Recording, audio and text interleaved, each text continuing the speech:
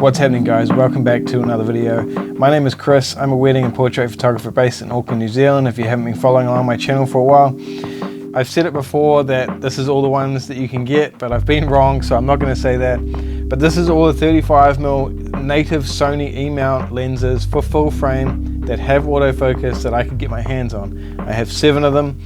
I've been doing tests all day and I'm going to give you guys my thoughts on it. So today's video is going to be a little bit different in that I'm going to give you guys my conclusion before we get into all the details. If you want to see how I reached that conclusion, keep watching and we'll go over everything together. Now, a few details before we get into the conclusion. All the comparison shots were shot on a tripod locked off, so no differences there. All the lenses do seem to be a little bit different in terms of focal length, even if you take in the length of the lens into account, but they're all close enough. All of the tests were done with the Sony A7RIII with the latest firmware, and all the lenses have the latest firmware available as well. I have uploaded all the raw files you're going to see, so if you really want a detailed comparison and find out for yourself, you're better off just downloading all them, and don't take my word for it. This is just my honest opinion. Now, the only lens I own out of these is the 35mm 1.8. This is my lens, it's my copy, and I really love it.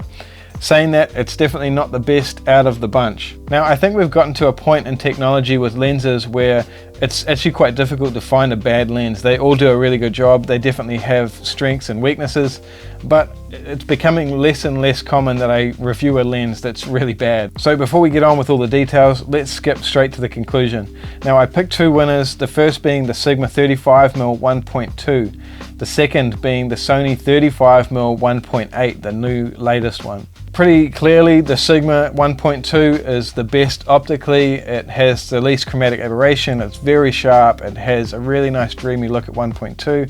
The focus is really good. There's a few downsides, like it's expensive and large and heavy and whatever.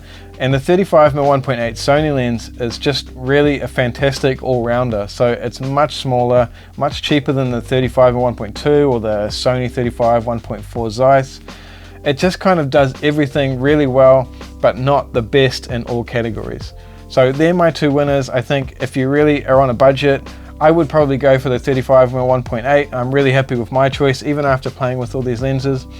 And I think if you want the ultimate in terms of optics and you're not too worried about the weight and size, I would probably go for the Sigma 35mm 1.2. Now, I took a few shots in my backyard here at f9, and surprisingly at f9, all of the lenses pretty much look the same, and there's a few differences in terms of color and stuff like that. The Sony 35mm 1.4 Zeiss definitely has the biggest color shift compared to all the other ones. It's much cooler and has a slight green tint to it, but it can be easily corrected with a little bit of white balance and tint adjustment, and you really won't be able to tell the difference.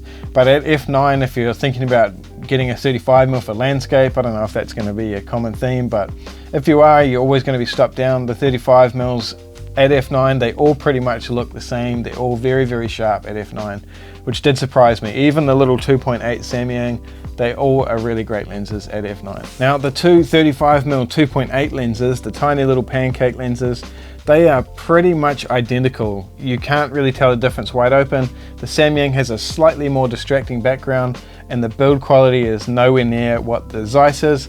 But overall, they are very similar lenses, and either way, if you want the premium build, the Zeiss one's the way to go.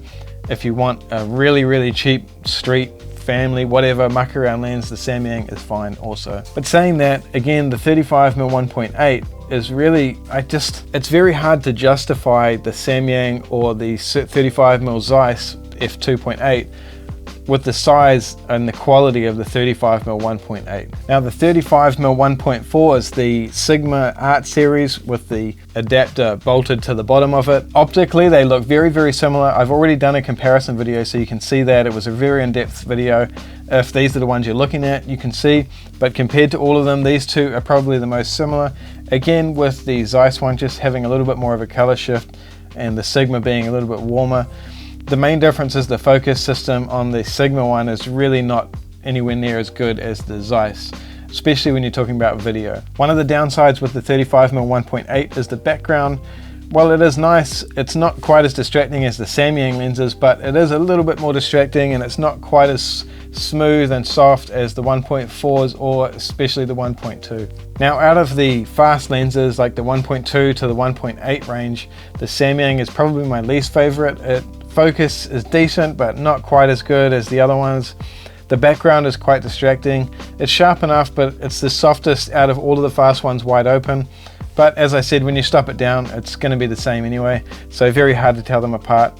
But in terms of focus, like I said, it's definitely not as good as the other lenses, and this one, the Samyang 1.4 and the Sigma Art 1.4, are definitely behind the pack in terms of focus.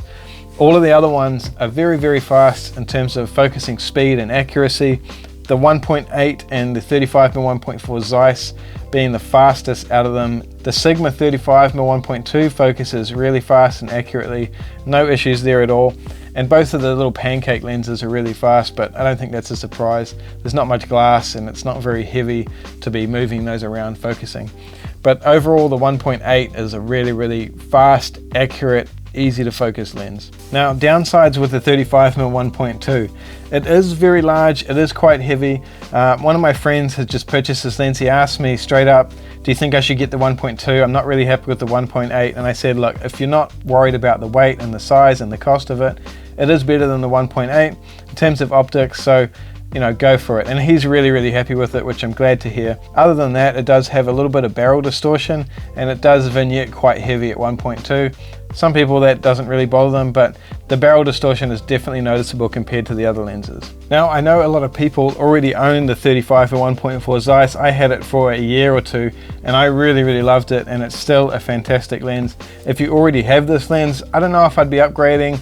I'd probably keep it and just keep using it. It's a really fantastic lens. It's slightly smaller than 1.2, and it does a really good job. It's really sharp. It does have a few copy variance issues, but if you already got it and you have a good copy, it's a fine lens, and I would just probably keep it. So again, guys, my end conclusion was the 35mm 1.2 Sigma is definitely the best in terms of optics. It's the sharpest. It has the nicest, creamiest feel. It really does stand out in terms of depth of field, and it does have a special look to it that the others don't quite deliver.